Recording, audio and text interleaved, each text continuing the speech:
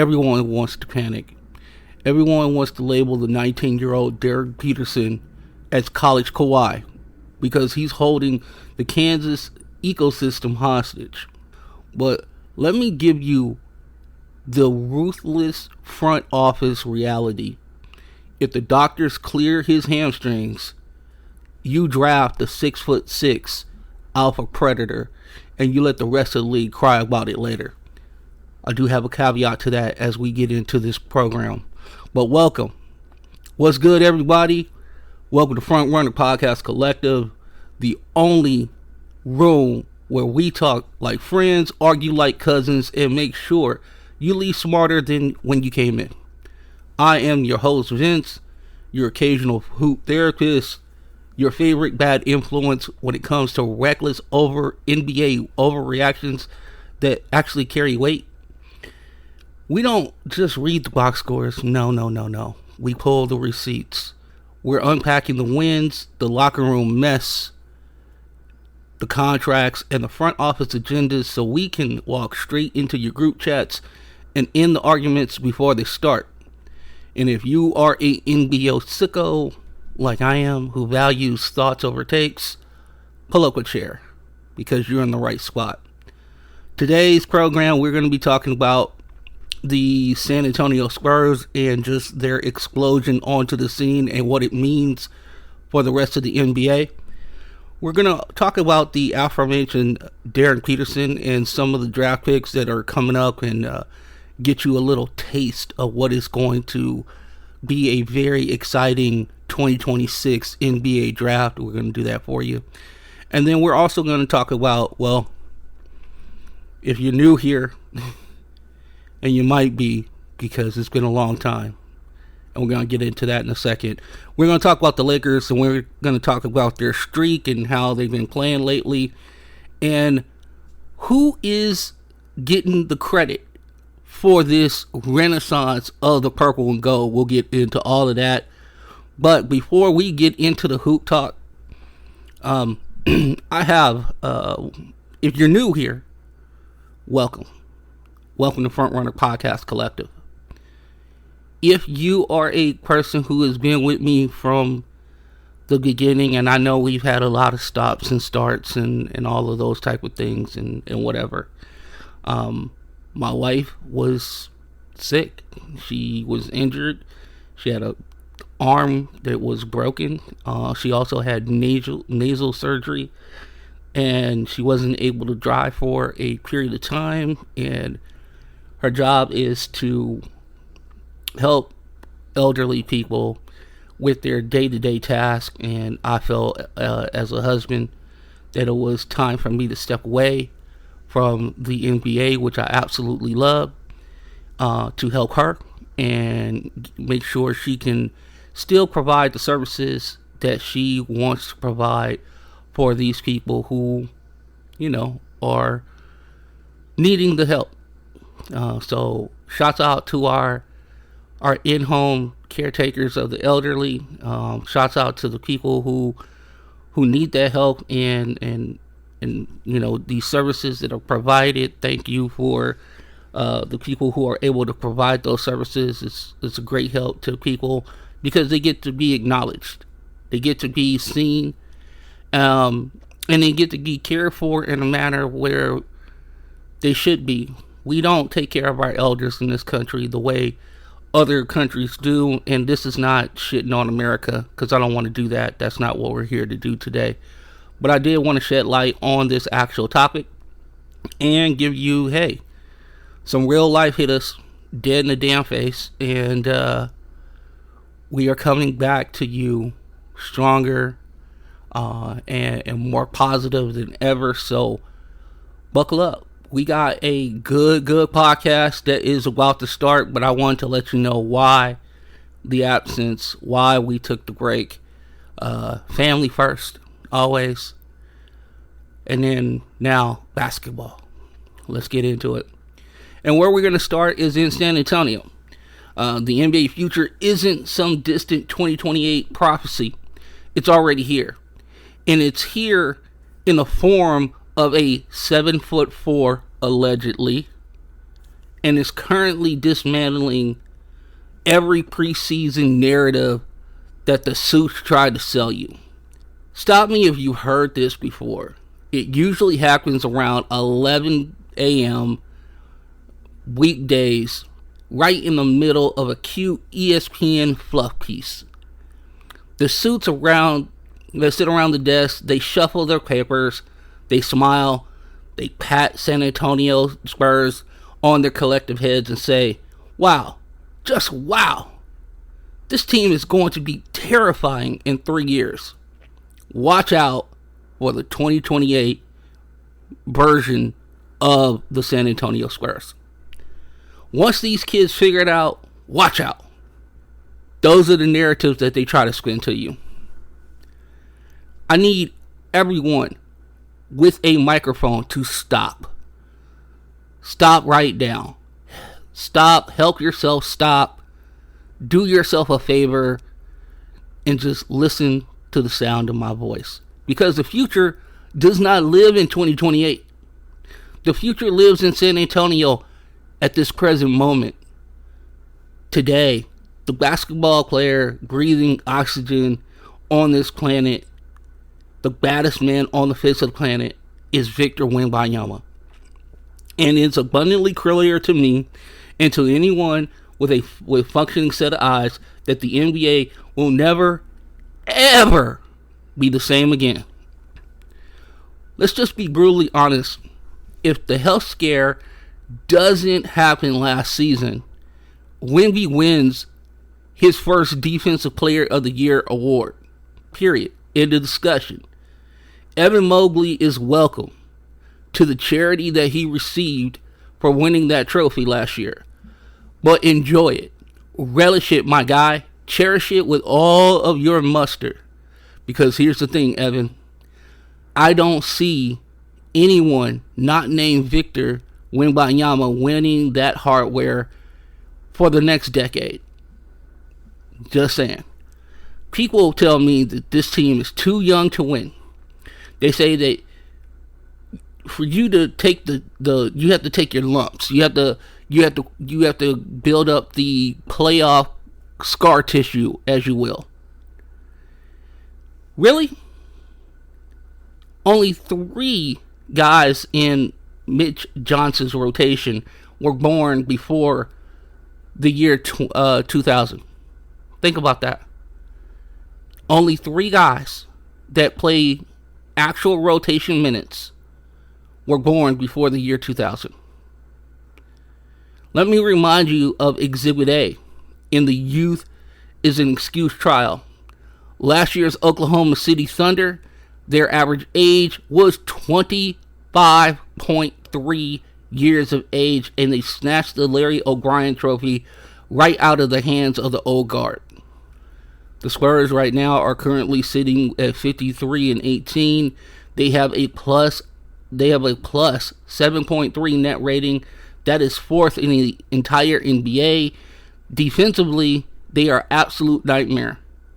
111.5 rating, which is top 3 in the league, and they aren't waiting for a window to open. They are kicking down the door and taking the damn thing off its hinges at this present moment. If we're talking about the Spurs and the 2028 is looking at a Category 5 hurricane hitting your house and wondering if it will be windy next Wednesday, the storm is already here.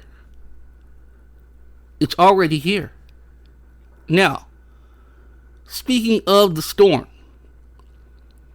that brings me to the MVP debate. And this is where math starts getting incredibly uncomfortable for the people holding on to the preseason narratives that we hear about Shai Gilgeous-Alexander's arguments. I watch the games. Listen, I know this dude is 31 points every single night. I know he's 66% true shooting percentage. I also know that this man is an absolute killer when it comes to a basketball court. But when we have to look at the reality of the situation in Oklahoma City, we have to think about 2 things. 1, if we give praise to Sam Presti about the team that he's built up, if we give him praise for all the draft picks he has and finding the diamonds in the rough, and then we look at the record of what Oklahoma City is without Shai Gilgeous-Alexander, which they are 7-3 without him this year. That's a 700 winning percentage. Presti's depth isn't just good, it's a fortress. SGA has missed time. Jalen Williams has missed most of the year. A couple years back, Chet Holmgren missed half a year. It doesn't matter because it's like whack-a-mole, right? When one goes down, another one comes up. They have depth on top of depth on top of depth. Now, with that being said, SGA is driving a Ferrari with a full pit crew. Victor is winning the race in a truck that he built himself.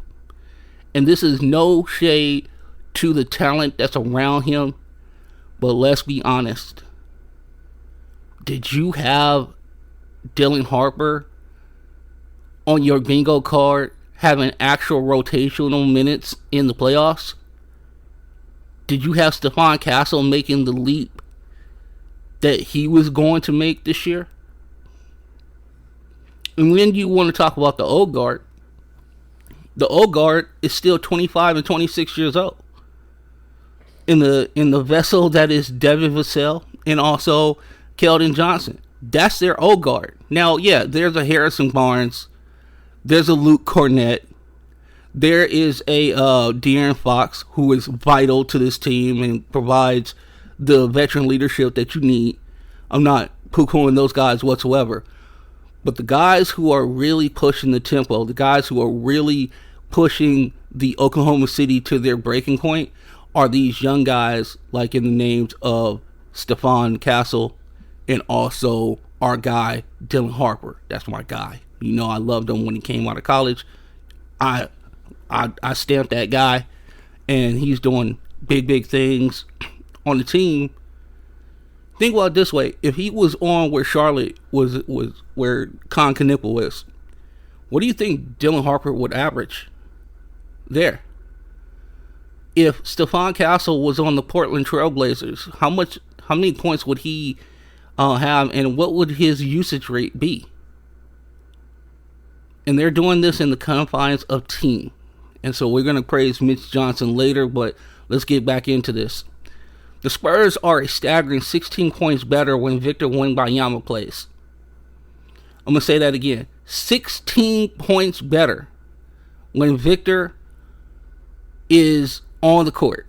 Victor looks reporters in the eyes and says that defense is 50% of the game, and he expects the voters to start treating it as an equal part of the rubric. And I can't sit here and look at Victor and say, hey, you know what? Bro, you way off base with this. And I'll tell you why as we go forward. The Athletic calls his plays Wim TFs. Okay? Wim's TF. It is literally he lets guys drive past him. Okay? So he can reach around their heads and block their layup on the other side. That isn't basketball. That's psychological warfare. And to the point of this,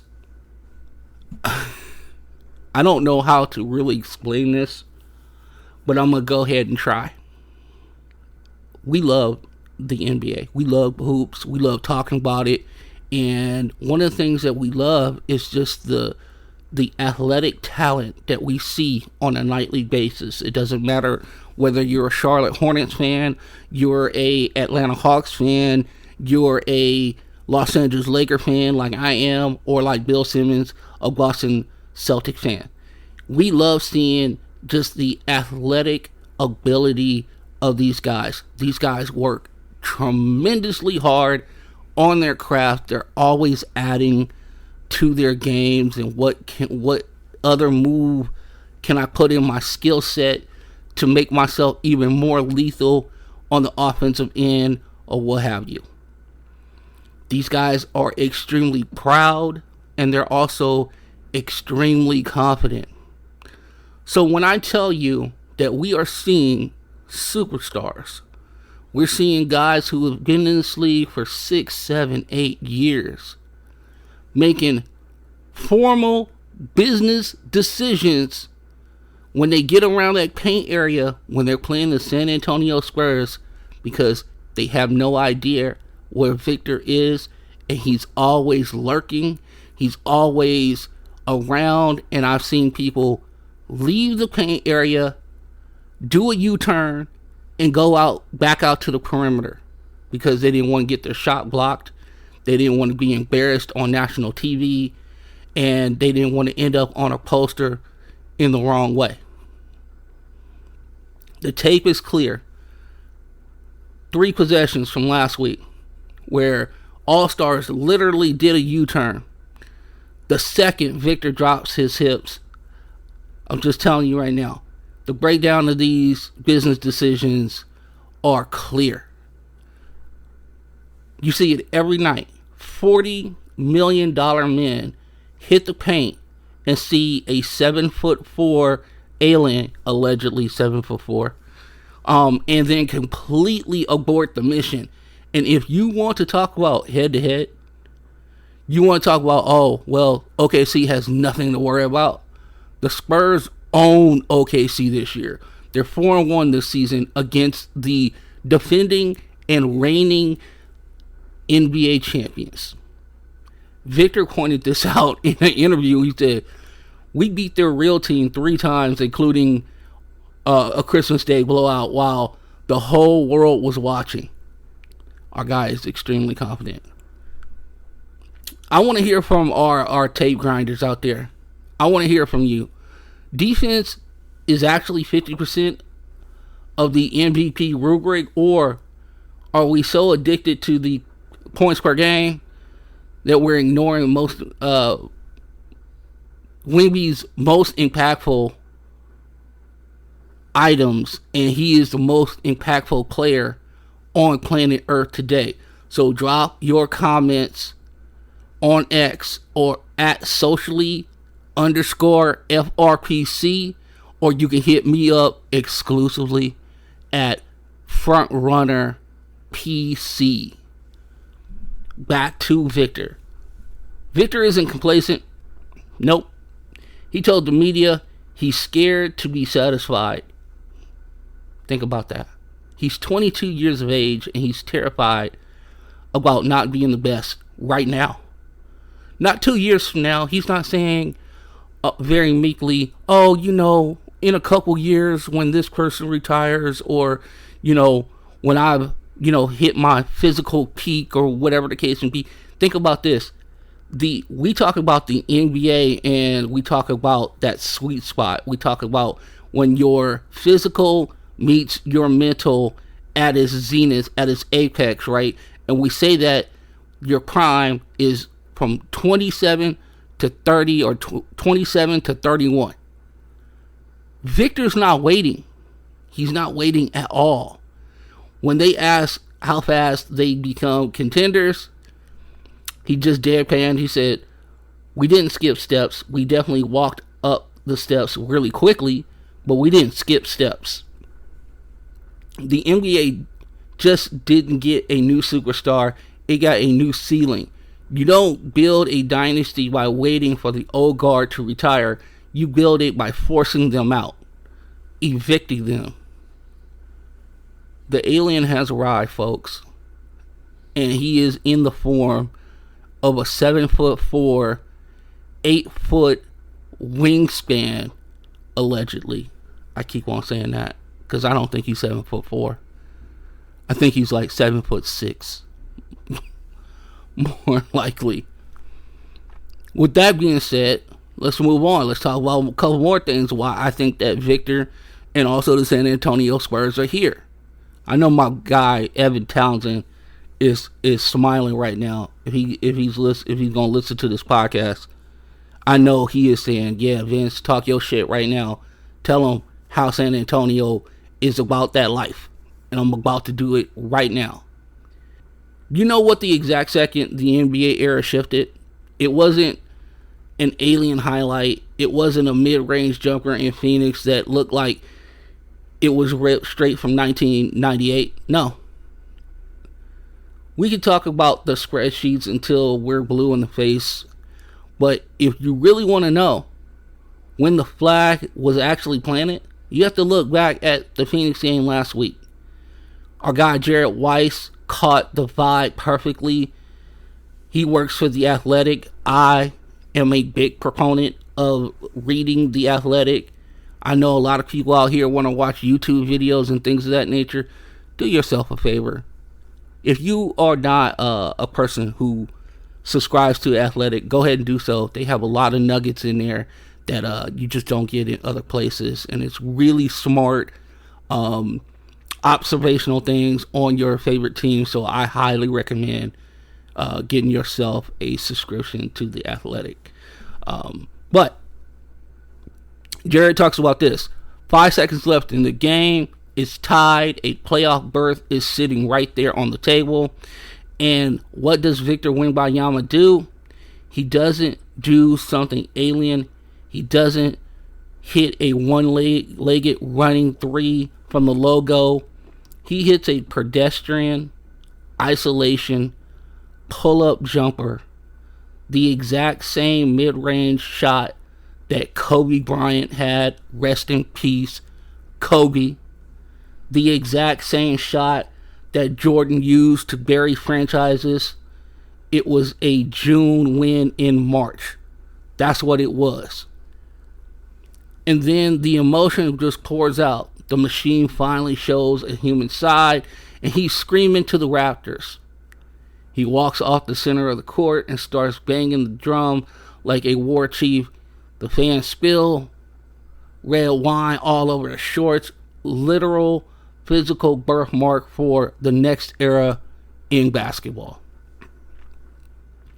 So yeah, he's hit game-winning shots. He's hit remarkable, things that you just can't teach. But that pull-up mid-range shot that he hit was very eerily familiar to those who watch Houston on a regular basis. Because before there was Victor Wembanyama, there was Kevin Durant. And Kevin Durant, I don't care how much he wants to tell us that he's 6'10", that dude is 7'1". Okay? Just like Victor tries to tell us that he's 7'4", that dude is 7'6".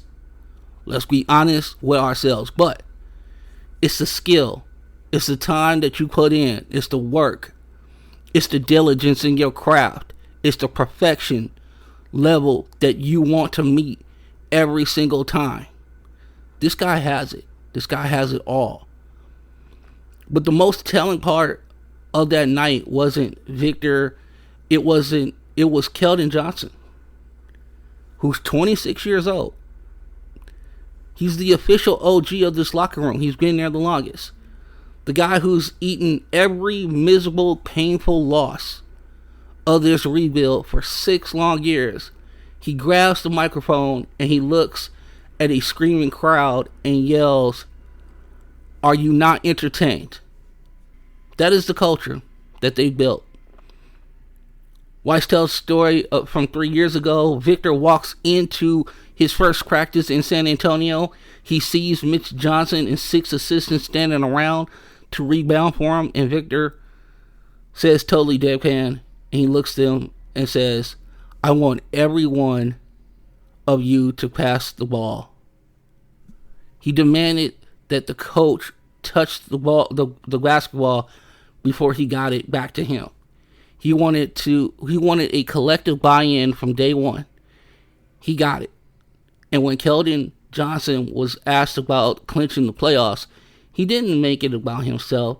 He went on a 3-minute monologue praising 14 different people in the organization, including Sarah Salea, who's in the equipment room. That is what a championship floor looks like from top to bottom. And here's the thing that I want to say about this. Does this surprise you? Oklahoma City is very boring. San Antonio has been very boring because they are systematically putting pieces together. They are diligent about their craft. They are not looking for all these. Now, Victor is looking for his accolades, no doubt. But what I'm also trying to say is that he's not going to take a shortcut in his work. He's just not going to. He has a insatiable desire to be the best. And he knows with trying being the best, the work. That's how you get to be the best. It's those boring moments when you're doing your exercises, doing your stretching, reading, taking naps. Yep, taking naps. Shooting jump shots. Working on your post moves. Working on your move sets. Constantly getting better. When there's no cameras around. In a, off-site facility that is not where they actually play the games. No, this is done in a gym with like 5 or 6 other dudes. And sometimes it's done with a chair in front of you. Sometimes it's done with a broom in front of you. Sometimes it's done with some of your G League teammates and things of that nature. He just does the work. So after the Phoenix game, the media tried to get Victor to celebrate. They told him he's going to win so many MVPs that people will get tired of voting for him. Do you know what this dude said? He said, the first one is the most important. He said, I'm not going to lie. I'm scared to be complacent. He is 22 again. 22. And he's terrified. Terrified about being complacent. When they asked him when he knew that they were contenders this fast, he just kept on saying, like, we didn't skip steps. We didn't skip them.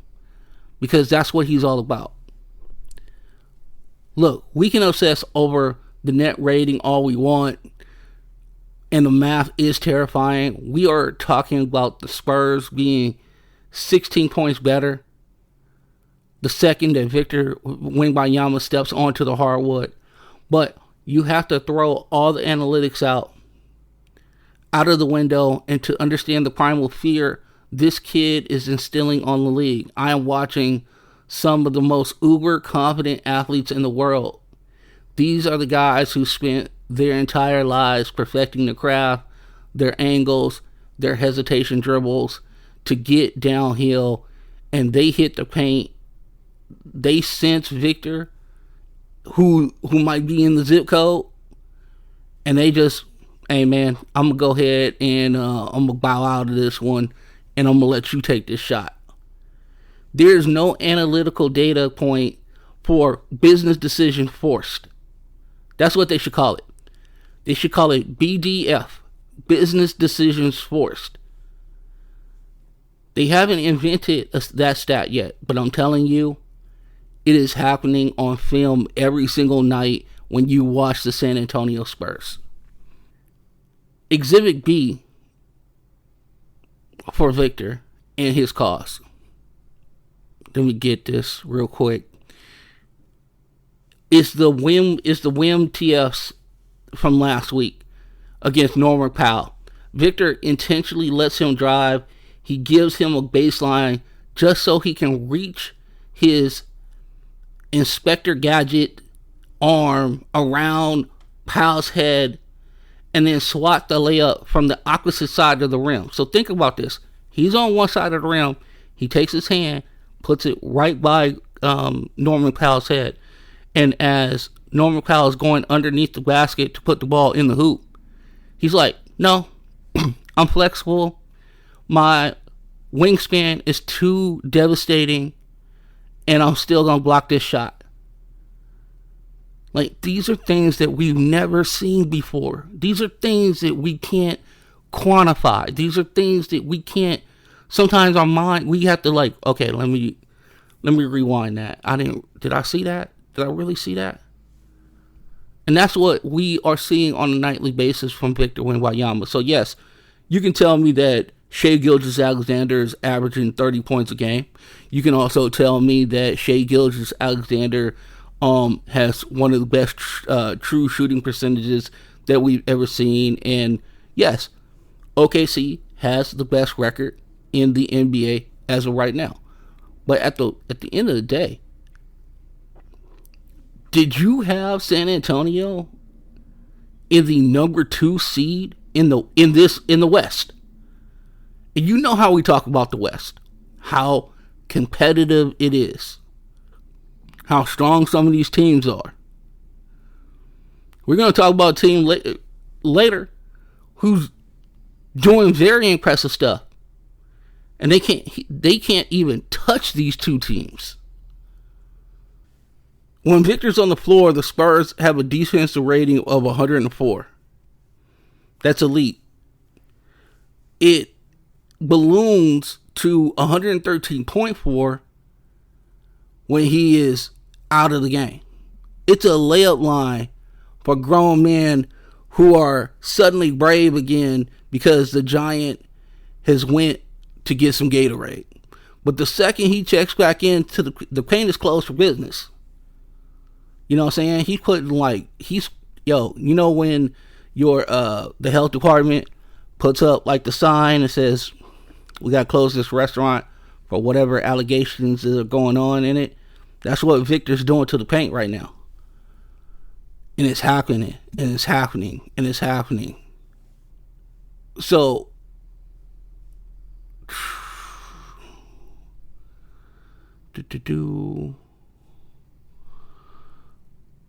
let's get to this last one piece.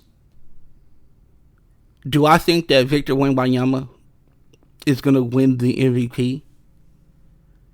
I think he's definitely in the conversation. I think he should have a chance of winning the MVP, no doubt. Now, offense does always, it kind of skewers the numbers, and people want to look at that, but what he's doing to impact the game on both sides of the ball is truly, it's the new evolution of the next great player that we have in this league.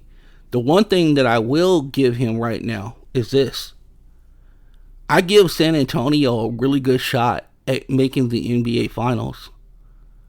I can't sit here and tell you without, like, there's no apprehension in me that tells you is going to tell you that I think that San Antonio has an actual shot at getting to the NBA Finals, whether it's through Oklahoma City or not. Is this team ready? Yeah, there's a part of me that says, and I've watched basketball for a long period of time, there's a part of me that says, yes, you got to take your playoff lumps, you got to take your playoff scarring and what have you, because none of these guys, none of the main guys have really been in the playoffs. You can say, yeah, De'Aaron Fox, yes, you can say Harrison Barnes, but I'm talking about Victor Wembanyama, Stephon Castle, and people of this ilk. Devin Vassell, Keldon Johnson, they have not touched the playoffs. So this will be their first experience in it. And I'm going to tell you right now that it is going to be horrific as far as the physicality that Victor is going to see. And there are going to be times where he's going to be mad. There's going to be times where he's going to be frustrated. But I think that Victor has the perfect mindset to persevere and conquer whatever obstacles he has in front of him. And I think I give them a legitimate shot at getting to the NBA Finals. Now, speaking of players that can turn around franchises, we're going to talk a little NBA draft here. You know, we getting right back into it, man. We're going to tell you about who's doing what, why they doing it, and we're going to get into it. And we are going to start, and it's not surprising, we're going to start with the big three. So lock your doors, turn off your notifications for the next, 20, 25 to 33 minutes, because we're about to do some surface level television analysis. We're about to open up our just draft minds, our third eye, if you like to, use that terminology. We're looking at just the top three and where is all this smoke is coming from. But we also going to talk about some of these other dudes that are a little bit further down the draft board. And we're going to start off with our guy, Cameron Boozer. And the reason why I want to start there is because of this. He is a blue chip anchor out of Duke, 6'9", 250 pounds. He's giving you 22.4 points a game. He's averaging 10 rebounds. He's also the floor general, 4.2 assists. His efficiency is psychotic. He's shooting 56.3% from the floor. He's also shooting 41% from the land of three. And if you start listening to scouts, he has elite positioning. He doesn't have a nuclear vertical pop, but his processing speed is like of a 10-year veteran. You draft Boozer because his floor is an all-star. That's coming from Scout. So if you want to sleep at night, if you're one of these lucky teams that end up in the top three, if you want to sleep at night and you want to guarantee yourself that you'll still have a job in 4 years, you draft Cameron Boozer. This kid is just good. He's historically productive. He leads the nation in win shares, PER, box plus minus, 15 games of 15 plus points, and 10 plus rebounds. He's dropped 18, 10, and 7 on the number one team in the country while playing through foul trouble. He's extremely polished, and he has a physical dominance. At 6'9", 250 pounds, he operates with poise of a veteran. He isn't going to jump out of the gym. He's not going to do that. But in the league that values processing speed, you ever heard of LeBron James? And positional strength, his passing, again, mind you, 4.2 assists from somebody 6'9", 250 pounds, who plays a 40-minute brand of basketball, right? The 10.3 rebounds are nothing to sneeze at. And I'll just go like this, man. Stop overthinking his lack of elite vertical pop. The way he processes his game is at a genius level. Remember that his dad is Carlos Boozer, so he's been around locker rooms. He's been around big-time basketball players his whole entire life. He's been training down in Miami with legitimate NBA players for like the last 6 years, man. This is not some Johnny-come-lately. This is not some dude that, I blew up on the AAU circuit and then, I'm here. No, this is a dude that's been perfecting his craft against NBA players as he's gone through the crucible of high school, AAU, holiday tournaments, and alike. And now he's putting it all together at Cameron Indoor Arena, and now he's doing it in March Madness. He had foul trouble in his first game. And guess what? Came out it like smelling like a rose. This dude is legitimate. Legitimate. Okay? I don't want nothing said about Cameron Boozer. Y'all gonna tell me he's boring. Y'all gonna tell me he ain't gonna leave Sports Center on his highlight dunks and all that. And I'm gonna tell you right now, if you want to win basketball games, you want somebody to do like the little nuances of the game correctly most of the time, then you draft Cameron Boozer. Now, if you want a little spice in your life, you know what I'm saying? You want a little paprika in your life. You know what I'm saying? A little hot, little heat. Then you have AJ Devanster. Okay, he's a modern blueprint. He's 6'9" out of Brockton, Massachusetts. Shout out to Brockton, Massachusetts. You know what I'm saying? Your boy lived in Boston for a long period of time, 15 years. I'm going to always shout out our Massachusetts brethren. Now he goes to BYU. Okay. He averaged 24.7 points a game, 7 boards, and nearly 4 assists. But down the stretch, he surged to 27 points a game. He dropped 40 pieces in the Big 12 tournament.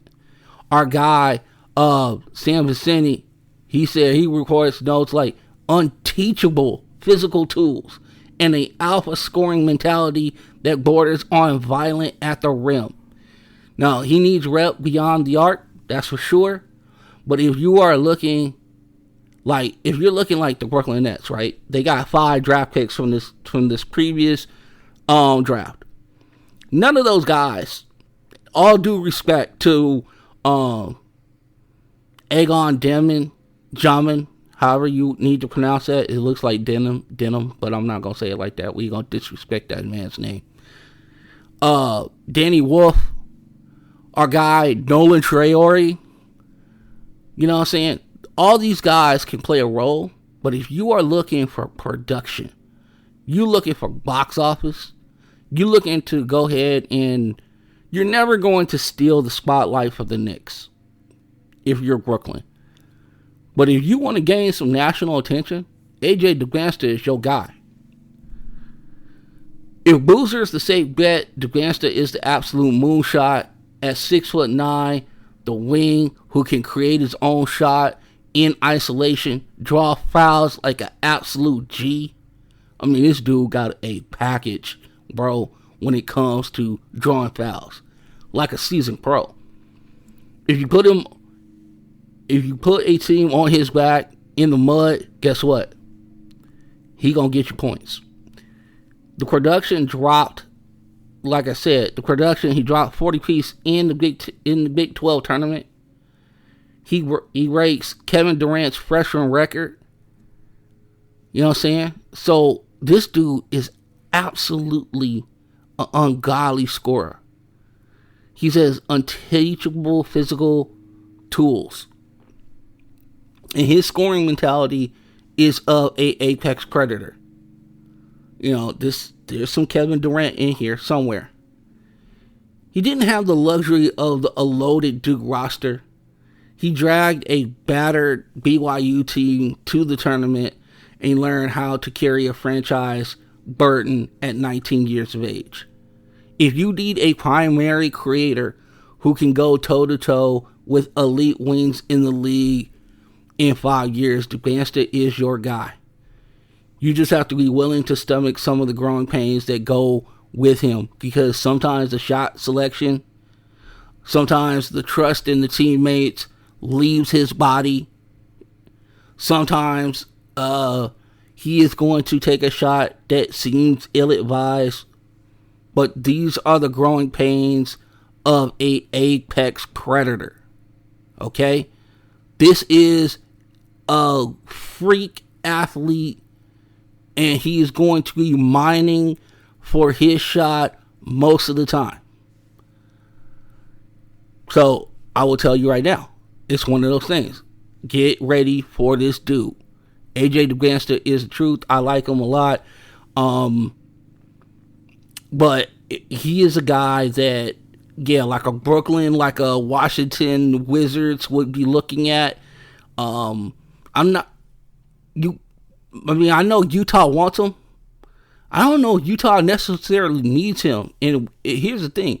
If he goes to Utah, where's he going to play? Is he going to play the 2 guard? Because they got Lauri Markkanen, and they also got Jaren Jackson Jr. You know what I'm saying? Or is it a situation where you move out Walker Kessler and you have Jaren Jackson Jr., Lauri Markkanen, and AJ Devanster? Now, you want to talk about crazy, scary front line? That is it. But here's the thing. If he goes to Utah, if AJ Devanster actually does go to Utah, you are going to have to really look at your roster and ask yourself about his pathway to actual development, because he's going to want the ball and need the ball in his hands. And they already got dudes in Utah. They already got dudes. You know, I think Washington, yes, Trae Young is there. Anthony Davis is there. Anthony gets hurt a lot. AD is not reliable when it comes to the health situation. Trae could use somebody 6'9" to play off of, and also, in a sense, allow him to be the decoy, allow him to take some of the, put the eyes on him, and then Trae, with his quickness and with his shiftiness, he can get into the lane and start the churn and the putting everybody in the spin cycle when we're just passing the ball around the perimeter to get the best shot available. AJ Devanster would be good there. Another team that he would be good for, I don't know if they'll be able to get him, Milwaukee, who needs a star. Chicago probably needs a star. You know, so it's going to be teams like that I would think that AJ Devanster would be good for. Now, let's get to the guy that everybody wants to talk about, Darren Peterson, 6'6" guard, 205 pounds. You want to talk about archetype, franchise league guard, could be. 3-level scorer, could be. Here's the thing. We need to strip away the emotion of Twitter narratives and talking heads and panic of this evaluation right now. This 19-year-old kid, he's built like a tank. He's currently holding the entire Kansas basketball ecosystem hostage for sure, because he is college Kawhi. You want to know if he's the number one pick overall worthy? Here's the thing. I'll tell you like this.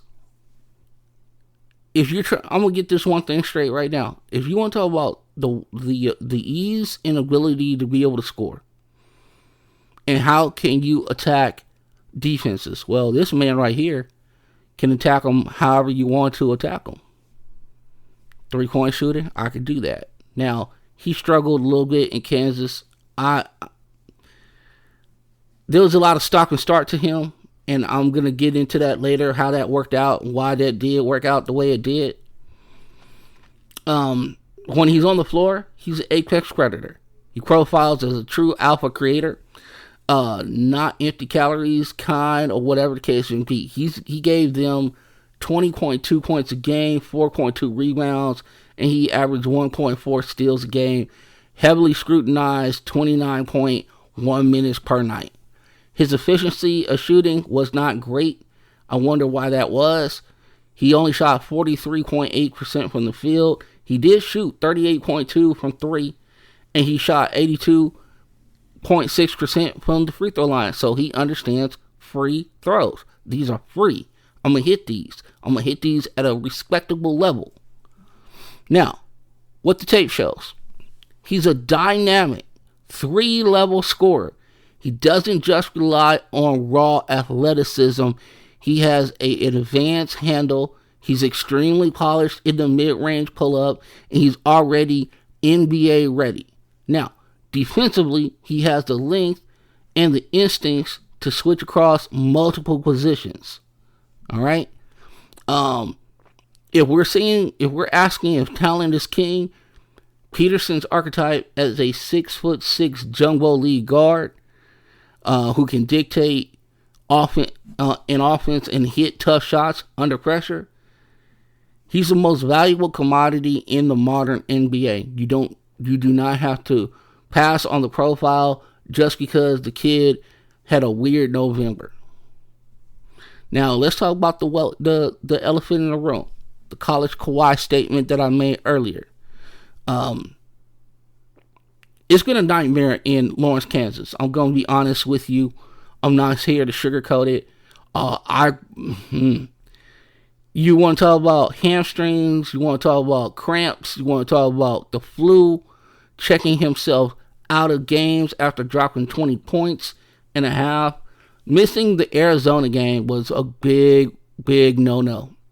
The media has had a field day questioning his toughness and accusing him of making business decisions to protect his draft stock.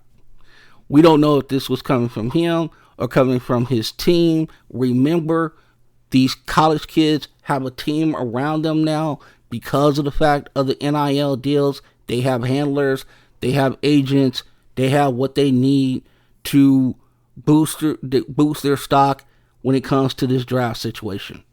Now, Bill Self, a guy who does not suffer fools, he vehemently defends Peterson's love for the game and his work ethic.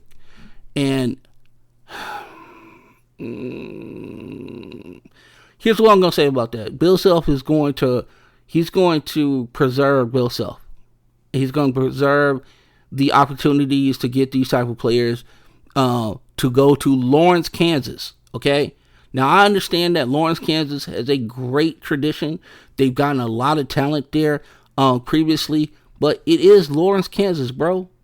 You know what I'm saying? Like, yeah, NIL money is dope, all of that. But if you can get the same NIL money in Miami, or you get the same NIL money in Chicago or New York or Cameron, indoor stadium where, whatever case may be, you might take your talent somewhere else. But Bill Self is always going to preserve his ability to recruit. So if you thought for 1 second he was going to throw Darren Peterson under the bus, that dude is looking at the bigger picture. Now, are the optics a mess? No doubt. No doubt. But you have to ask yourself why he is sitting.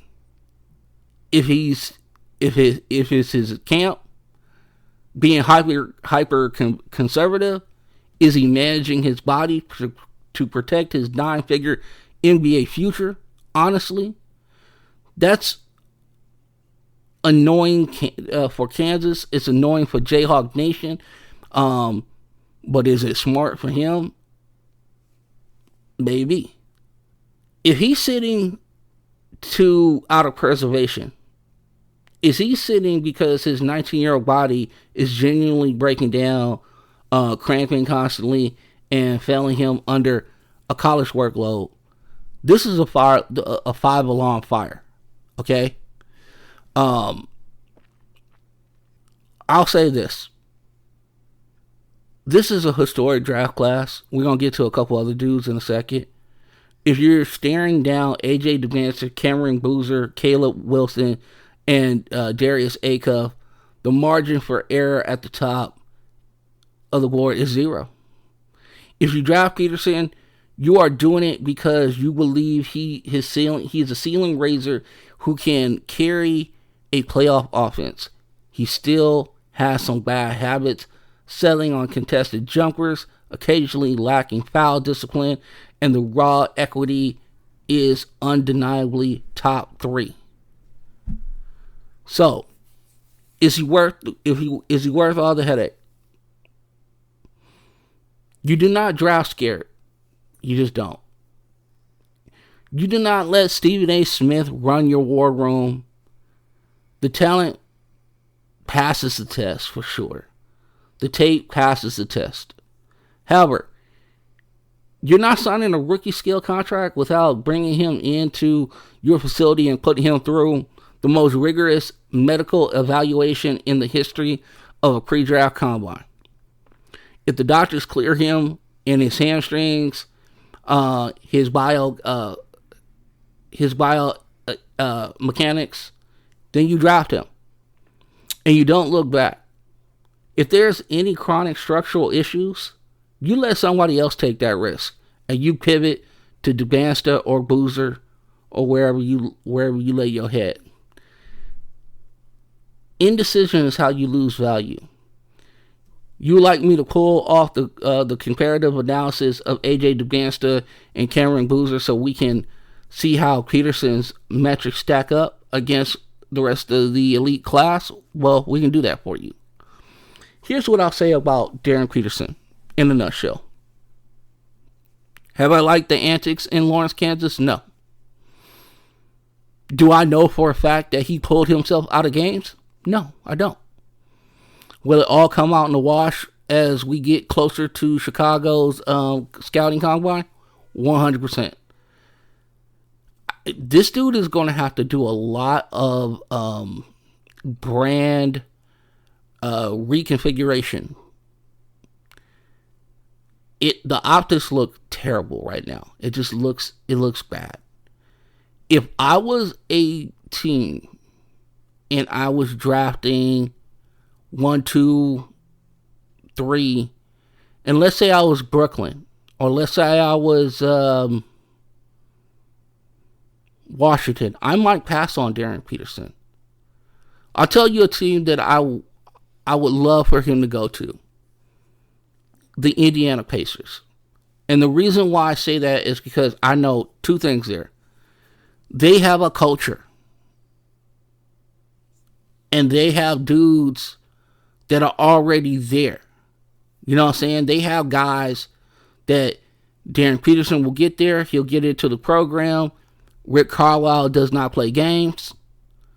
That front office doesn't play games. You will know, in fact, where you are as soon as you get there. If you was going to Brooklyn, I'd be scared a little bit. I'm not even gonna hold you right now. I would be very, very nervous about him going to Brooklyn because of the fact that I do not believe that Brooklyn has put together like a standard culture that you can sit there, okay, this is what they're about, this is their values, this is how they want to do things and what have you. I would be very tentative on putting Darren Peterson in a Brooklyn Nets uniform, even though he would immediately upgrade their talent level. But I would be scared about just his work ethic and what have you. Now, we went through this a little bit a couple years ago, and it was with Jalen Johnson. Now, that turned out fantastic. That turned out great. But it also turned out great because we got Quinn Snyder in the building. So there is something to be said about coaching. There is something to be said about structure. There is something to be said about, what kind of mentality we need to have to be the best we can be. So I will say this. Darren Peterson is a risk. Is he a risk worth taking? Yes, he is. But I think you have to surround him with the type of foundational structure where he can succeed. And that's what I'll say about that. Now, we're going to move on to a couple guys. We're going to kind of throw some love to some of these dudes. Like, y'all seen Darius Acuff, right? Now, he had a bad performance last night. He didn't shoot the ball, terribly well. He is a 6'3" point guard. Acuff is averaging 22 points a game, 6.2 assists. He is shooting at 49, 42, 79 splits. Let's see, there's some grown man numbers right there. This kid is an absolute bucket. He is not scared at all. He manipulates screens like a pro already. Here's the one thing. He is small. He has a scoring first mentality. His defense is, he's going to put you in a bind. But you talking about running an offense, you talking about getting good looks at the basket, Darius Acuff could do that for you. And he's going to do it in an efficient level. And here's the other part that I love about him. His assist to turnover ratio is 3-1. Okay? He's not going to turn the ball over very much. Now, the guy that he played against last night, Braden Burris, let me tell you something right now. 6'4", 205. Now, he averaged 17.3 points a game, but that team was loaded. Remember Cole Peach there, that 7'2" center that they got. They got some other people on that squad that can get buckets. Our guy Bradley getting buckets last night. But Barris, he shot 52% from the field, 39% from three, and 78% at the free throw line. His splits were a top 5 Arizona team, grabbing also 5.5 boards and dishing out almost 3 assists a game as a 2 guard. I love his toughness. I love his mid-range game. I love his physical drives to the basket. He embraces contact.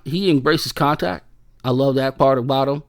His aggressive rebounding and quick hands are awesome. There are questions whether he can separate from his man consistently in the NBA. But Braden Berries is the anti-A-Cup. He's not going to break down an elite defender with a string of crossover dribbles.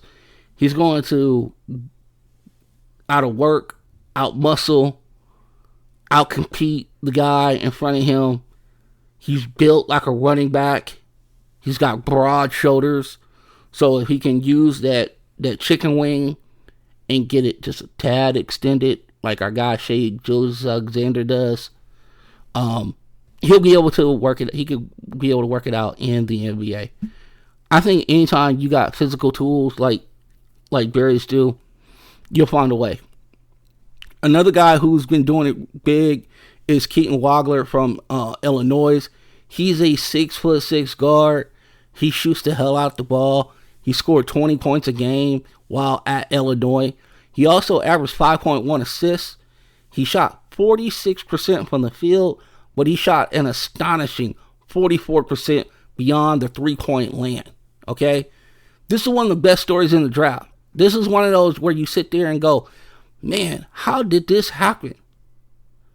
He was ranked outside the 150 of the top high school players in the land, and now he's leading the number one offense in the country. He doesn't have nuclear athleticism, but here's another guy with the processing speed is elite.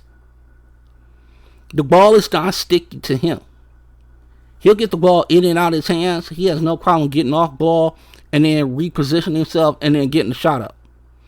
Now, you don't ignore the late blooming genius of Keaton Wagler, but again, we told you about the numbers.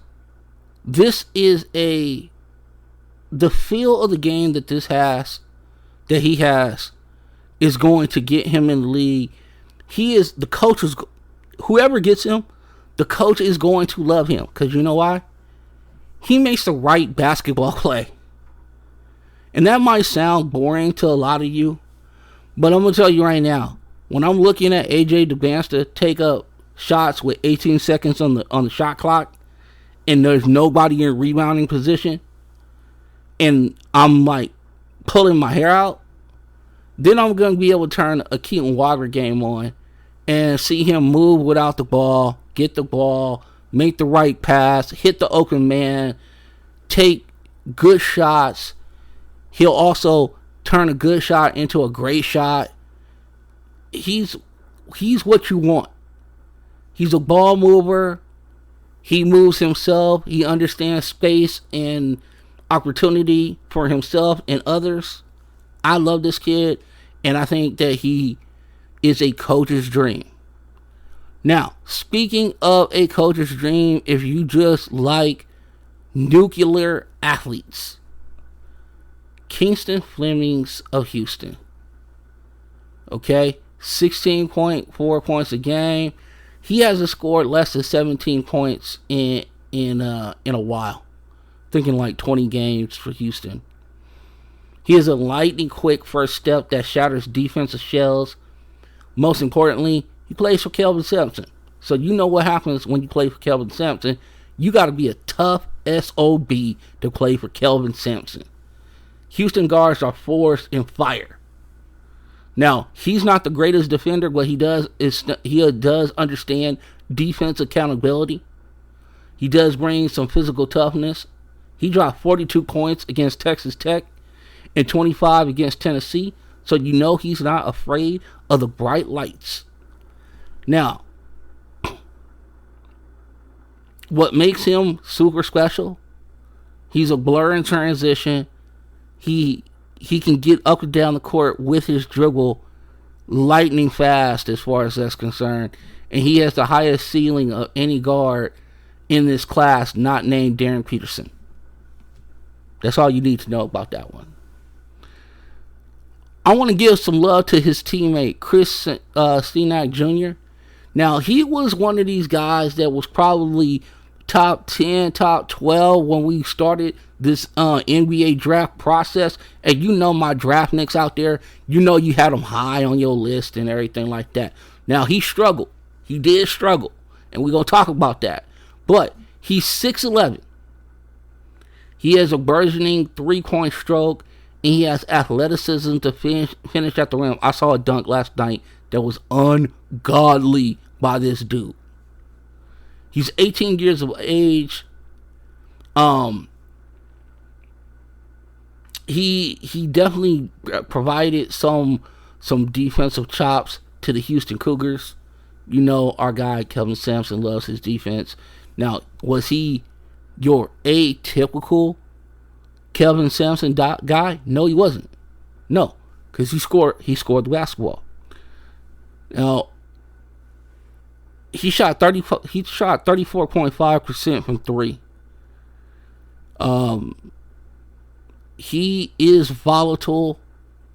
You might be looking at, okay, the first year not great, second year where we at, you know, and then by like the second part of the second year, while he's in the league, he'll get it figured out. So that is a little taste of what the draft is coming up like. We'll continue to do draft profiles as we go along here. So do not worry yourself about it. Keep it locked here with Frontrunner Podcast Collectors, and we will let you know as we get closer and closer to the draft what we're doing with it, and we'll give you the scoops that you're going to need to know. But we're going to end this podcast talking about a team that is near and dear to my heart. We're going to talk about the Los Angeles Lakers and the run they've been on and how they got here. So let's start with this. Obviously, the Lakers still have a lot of work to do building a perfect roster that surrounds Luka Doncic. I'm not going to hold nobody on that. I know that what we've seen lately, we loved, and we will get into all of that. But we also know that the team that is currently around Luka is not going to be the team that's going to be around Luka when we probably get to the promised land, right? All right. Now, but what they are collectively doing present day is what Laker faithful thought was possible at the beginning of the season. Listen, it was a long road to get here, Laker Nation. It was a long road to get here, Laker faithful, but we're finally here. There were roster tweaks that JJ Redick had to reconcile before the version of the Lakers could flourish. Austin Reaves had to step into a role that was unfamiliar with him being a secondary ball handler and a decision maker behind Luka Doncic, sharing the court with all-time leading scorer. But to go on this run and to put themselves into position to host a first-round series, a hard choice was made. It placed LeBron James in an uncomfortable and challenging position. LeBron had to stare down his own basketball mortality for a decade now. But even the king had to succumb and evolve into a role player. I said it. A role player. Yes, indeed. I did call LeBron a role player. His head must have spun off his axis when they brought this to him. He has been labeled a supercomputer, a basketball savant, but now, at the age of 41, he must navigate around two other ball handlers. He's being set up to attack closeout, make well-timed cuts, and stand in the dunker spot. He had to come to grips with being the third scoring option. It was always going to take time to adjust to the new Laker landscape. Let me just put it to you this way. Luka Doncic came here. He was going to be Luka Doncic wherever he went. And then everybody was going to have to like understand, like, okay, I'm going to have to take less. I'm going to have to do whatever I was doing. I'm going to have to dim my light a little bit for this dude to shine. So let's see how we got into this. Even Luka is using words like, we need LeBron's energy and his defensive intensity, not his heroics. Seeing the Lakers fall into their new slots was a painful early on experience. But with what we're viewing now, it was all worth it, right? Right, Laker faithful? Was it all worth it seeing what the Lakers are doing now? I have to tell you, yeah. Losing games to teams that are above 500, seeing them check out and just be like, I don't know if this process is for me or whatever the case may be. And then to see what we have now is just, hey man, this is a metamorphosis that has to take place under the crucible of an NBA season.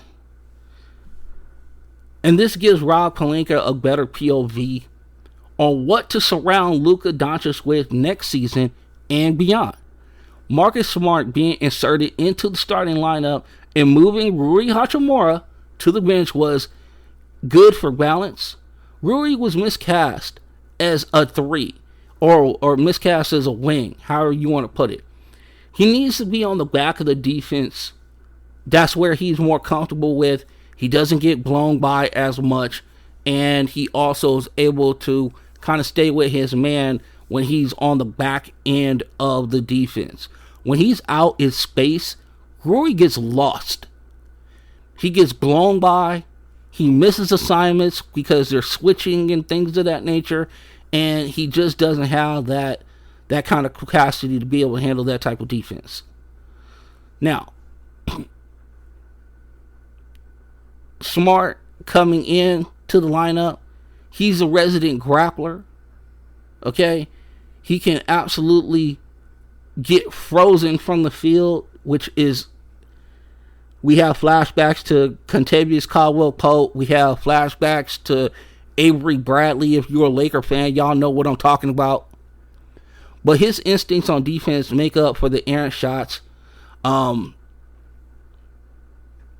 And he bring in this, like I said, you're gonna love Marcus Smart for all the little things he does, and there's gonna be times where you're like, please don't shoot the basketball. Just don't shoot it. Now, the pacing the entire season has just shifted gears. We need to kind of bottom line this, and let's do it. Let's go ahead and do this. Through February 27th, so from start of the year to February 27th, the Lakers were 34-24. They were 6th in the West. They had a negative 0.7 net rating.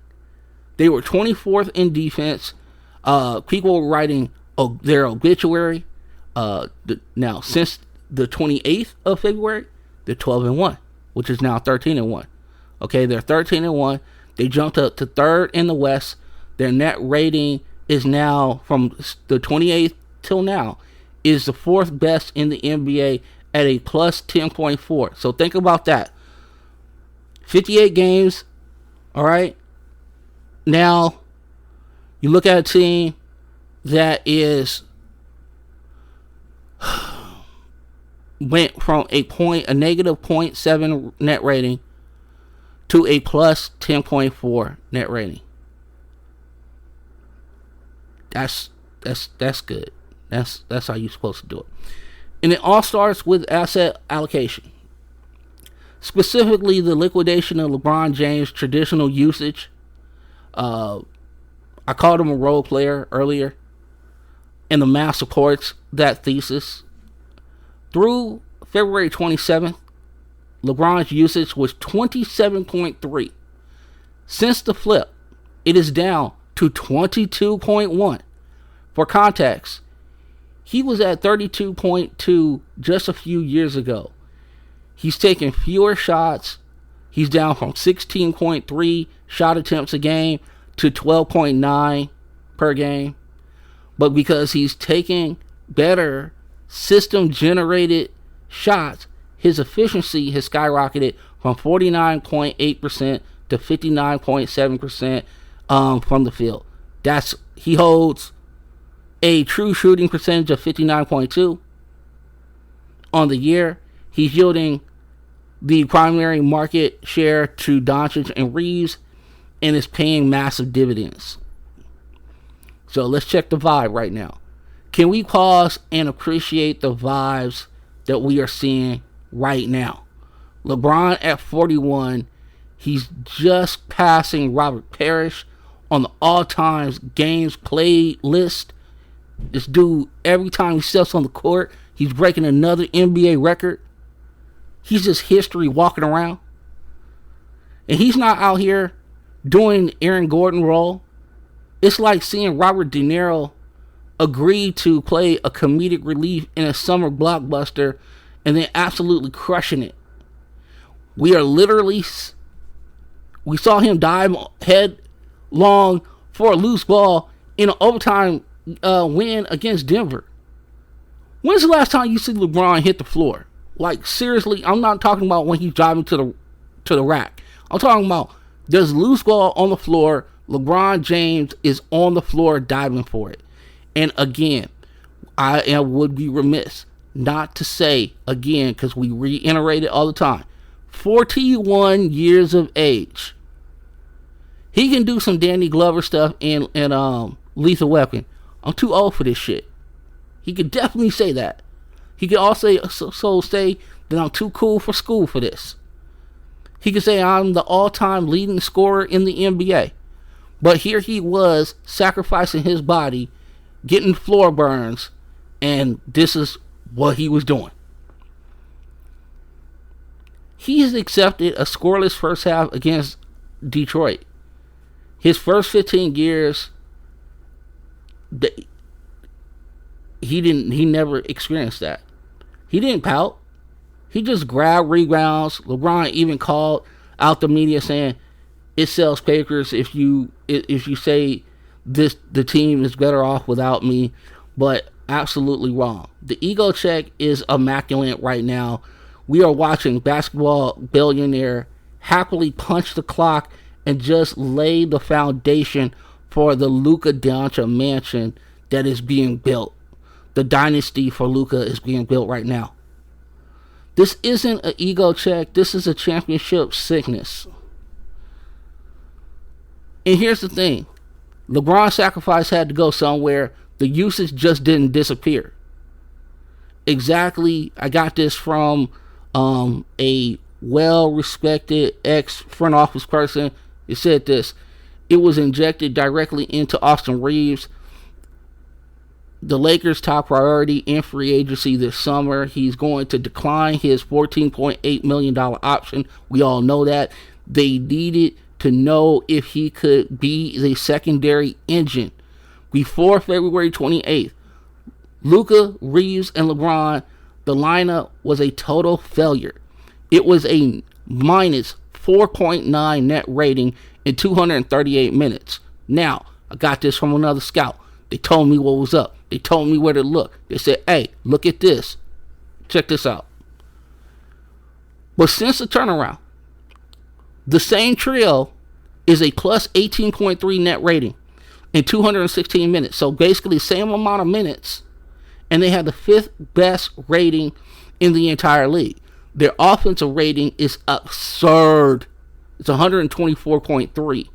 Reaves is currently dropping 23.5 points a game, 5.7 rebounds, and 4.7 assists on a staggering 64.3% true shooting clip. Okay? He is the ultimate high yield, high efficiency secondary asset. And you saw the peak in the Denver game in overtime on national TV. The Lakers erased an 8-point deficit in the final 5 minutes of regulation, finding 20 points finding 20 points in the clutch. And who was making the legendary second chance putback off a missed free throw? It was our guy.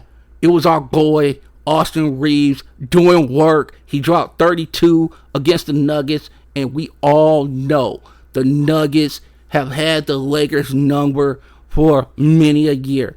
Everybody was scared of the Nuggets. A lot of Los Angeles Lakers fans, ooh man, Jokic is a dog. Jokic is a beast. Jokic is this. Jamal Murray owns the Lakers. And he does, right? Aaron Gordon, we don't know what to do with. But the Lakers found a way. You know how they found a way? Austin's craftiness. Austin's guile. Austin's heroics. They outscored the Nuggets by 5 in 26 minutes, and that big three shared the floor. They slayed the giant that has bounced them in the 23 and 24 playoffs. And let me say this right now. If there's still a faction of this fan base that thinks Austin Reaves is a nice developmental story and not a max contract assassin, you are watching the game with your eyes closed. This dude about to make some super paper, okay? He about to make some super paper. I'm going to tell you right now, do not be surprised if Austin is 5 years, $200 million. Don't be surprised. I'm telling you right now, this dude is going to be in upwards of somewhere I'm going to put it this way. The floor for his contract is $38 million annually. The ceiling is probably around $46 million. It's a lot of paper. That's where he gonna live. I'll tell you right now, if you don't believe him, our guy, drop a name on X, hit us up on socially _FRPC. Also hit me up directly at FrontRunnerPC. Okay, so the offense is historically potent right now. We mentioned Marcus Smart in the prior. You called out the resident grappler, right? We done all that because the offensive firepower doesn't win playoff series without a anchor on the defensive end. Marcus Smart is that guy. 6'4", out here doing big things. He has a 12.7 net rating when he's on the court. It's one of the highest on the roster, entire roster. Higher than LeBron's, higher than Reaves, higher than Luka. He leads the perimeter rotation with 2.4% steal percentage. He's a total menace on the court. He's the guy you hate until he's wearing your jersey. He had 5 steals against Denver, and he was an absolute pest when it came to Jamal Murray. And when Jokic tried to disrespect by backing off and daring him to shoot, Smart just buried 5 threes. Now, that's not going to be a constant, but he does lock in every once in a while. And going beyond the steals, it's the point of attack disruption that makes Marcus Smart so valuable. He does this to opposing stars this week. Yeah, he did it to Anthony Edwards, 2 of 15 shooting. He did it to Jamal Murray. He put him in a straight jacket. He finished with 5 points on 1 of 14 shooting. That's a 7.1% hit rate. Tied for the worst shooting night in 579 games of his career for Jamal Murray. That's not light work. That's heavy dominance right there. He didn't just guard Jamal Murray. He evicted him from his own offense. He changed the locks on the doors, which brings us to Detroit and the loss. The 9-game winning streak was snapped against Detroit, and you know who wasn't in the lineup? Marcus Smart. That's who wasn't in the lineup. Not having Marcus tonight killed us. They didn't have their grappler, and they gave up 113 points. But you know what? The loss proved the culture. They went out down double digits, and instead of folding, which we saw early in the year, Laker faithful, they fought back. Reaves said of the old Lakers, they would have lost by 100. Their last 4 games, they are combined 14 points. They bend, but they don't break. And the reason they don't break, the reason all of the LeBron sacrifice and the Reaves emergence is actually translating into wins is because of the guy at the top of the marquee. Okay? That is Luka Doncic. Wednesday night against the Pacers, when it's the last game of the road trip, right? It's an arduous road trip. Other than the Grammy road trip, this is the longest road trip of the season.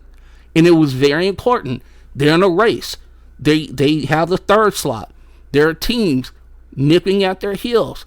Now, usually what you see against very veteran-laden teams when they have a long road trip is the last game tends to be that game where you kind of let go of the rope.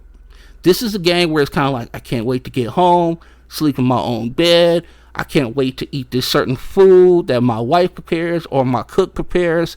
I can't wait to play a round of golf at my favorite golf course. I just can't wait to get my ass back home. Now, with all that being said, there was a mandate laid down by JJ Redick. Hey, let's go out here and take care of business early, and let's go ahead and get this done. The bags are packed. Human nature says you can go ahead and excel and take your hand off the rope. But this was the definition of a trap game, and Luka Doncic refused to let it happen. Okay, he dropped 21 points in the first quarter. Okay, 21 points in the first quarter alone to build a 17-point cushion. He finishes with an absolute masterclass of 43 points. He was 15 of 30 shooting. They survived Indiana 137-130 to close the road trip and end 5-1 and tighten their grip on the number 3 seed in the Western Conference. We are witnessing an apex predator operating at a level Laker fans have not experienced since Kobe Bean Bryant. RRP, our boy. RRP, Black Mamba. Luka had real personal issues earlier in the season. Court battles, off the court, weighed on him early in the year. Any man needs a minute to recalibrate when that storm is hitting you, and then when it passes, he's weaponizing his piece, and the rest of the league is paying for this. Y'all all know what's going on with Luka. Y'all all know that, sometimes relationships, especially long distance relationships, don't work out. He's got 2 children with this young lady, and they are currently trying to co-parent, and I can understand why he kind of, just went through it for a little while. He's a man, and he probably felt like he was invincible, and then this hits him, and you face some real adversity in your life that is not basketball related, and sometimes you just need a second, and it showed in his play. But the numbers are back up, and the eye test is out here. Okay? Look at the side-by-side of his 23-2024 MV caliber year that he had when he was with the Dallas Mavericks and led them to the NBA Finals.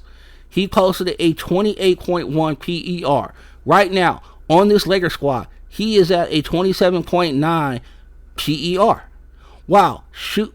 Playing fewer minutes per game, his true shooting is identical. He is matching his historical Dallas production while operating inside completely new ecosystem. The explosion in mathematical comes from our guy, Fred Katz of The Athletic. mapped out perfectly. Over the recent 11-game tear, Luka is averaging 39.5. Now, if you add in the Pacer game, he's averaging 40.1. Okay? But he's also doing it, launching 8.5 step-back threes per game. And he's hitting them at a 37% clip. James Harden, in his prime, wasn't even attempting 8.5 threes a game, let alone pure step-back threes. Luka is in his bag right now. Okay? And he's doing it by manipulating the defensive geometry. He's operating on a supercomputer in a league full of checker players. The tape shows a singular, terrifying focus and getting to his left hand above the break. Once he crosses over, the defender's processing speed is rendered useless.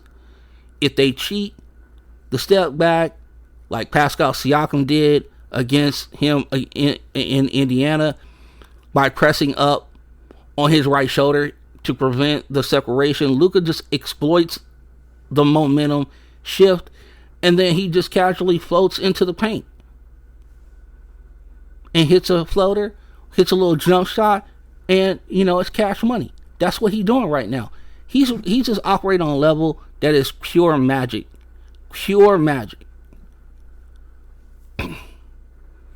If you think there's a single defender in the NBA who can legally guard Luka Doncic going to his left hand right now, drop that in the Twitter or X. Hit me up at FrontRunnerPC. Hit our socials up at socially_FRPC. We want to know who the dude is that gonna stop this. Because I don't see nobody in the league stopping this. So, what is the definitive takeaway here? What is next for the franchise? The mandate for Rob Pelinka is crystal clear. You have an apex predator in Luka. You have a secondary offensive engine in Austin Reaves. And you have a guy who is defying time. And he's just suspending it at 41 years of age in LeBron James, who's willingly doing the dirty work. And if you acquire a high IQ, low maintenance 3-and-D wings from out there, no more projects. Surround this Slovenian supercomputer with shooters who will defend multiple positions and will not complain about getting to touch the rock 6 times. Kind of like our guy Marcus Smart or our guy Luke Kennard. The championship window is not opening for 2 years. It could be wide open right now if you strategically put the right pieces around Luka. And I'm not trying to throw shade or I'm not trying to throw pressure on Rob Pelinka. Listen, his staff is growing day by day.